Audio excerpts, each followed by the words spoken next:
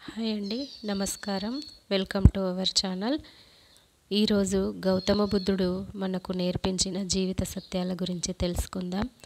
వేలాది వ్యర్థమైన మాటల కన్నా శాంతిని, కాంతిని ప్రసాదించే మంచి మాట ఒక్కటి చాలు. నీ బాధకు కారణం ఏదైనా కావచ్చు, కానీ ఆ కారణంతో ఇతరుల మాత్రం హాని చేయకు.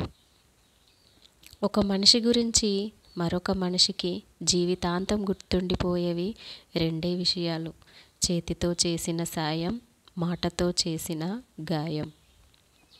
శరీరానికి మరణం ఒక్కసారి మాత్రమే, కానీ మనసుకు తప్పు చేసిన ప్రతిసారి మరణమే.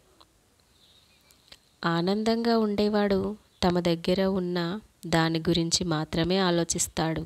విచారంగా ఉండేవాడు తమ దగ్గర లేని వాటి గురించి మాత్రమే ఆలోచిస్తాడు. అందరితో కలిసి చెడు దారిలో వెళ్ళే బదులు ఒంటరిగా మంచి దారిలో వెళ్ళడమే మేలు. అవసరమైతే మాట్లాడు, లేదంటే నిశ్శబ్దంగా ఉండు. సాధ్యమైనంత వరకు సంభాషణలో ఇతరుల ప్రస్తావన వద్దు. ఉత్తమమైన సంభాషణలు సిద్ధాంతాల చుట్టూ తిరుగుతాయి, నీచమైన సంభాషణలు వ్యక్తుల చుట్టూ తిరుగుతాయి.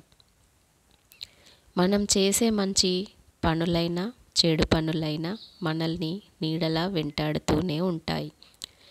మనసు చెప్పినట్టు మనం వినడం కాదు, మనం చెప్పినట్టు మనసు వినేలా చేసుకోవాలి. ఆశ దుఃఖానికి హేతువు.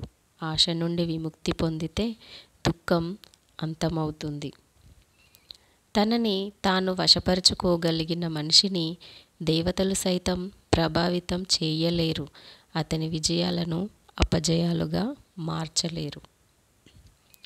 గతాన్ని తవ్వుకోవద్దు, భవిష్యత్తు గురించి కలలు కనొద్దు. వర్తమానం పైన మాత్రమే దృష్టి కేంద్రీకరించండి. హింస అంటే శారీరకమైనది మాత్రమే కాదు.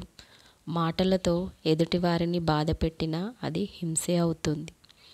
ప్రియమైన వారి వల్ల మనకు ఆనందమే కాదు, దుఃఖం, వ్యాకులత, బాధ, కష్టాలు కూడా సంభవిస్తాయి. సాయం చేసేవాడు దేవుడు, మంచి మాటలు చెప్పేవాడు గురువు, నీతిగా బతికేవాడు మనిషి.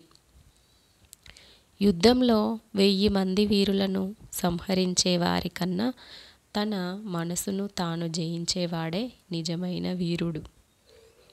మన లోపల శత్రువు లేనంత వరకు బయట శత్రువు మనల్ని భయపెట్టలేడు.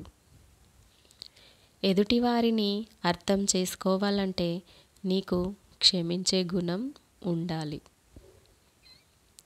పక్కవాడు ఏడుస్తుంటే ఆనందించకు, ఎందుకంటే నీకు ఎందులోనైతే ఆనందం దొరుకుతుందో దేవుడు నీకు అదే ప్రసాదిస్తాడు.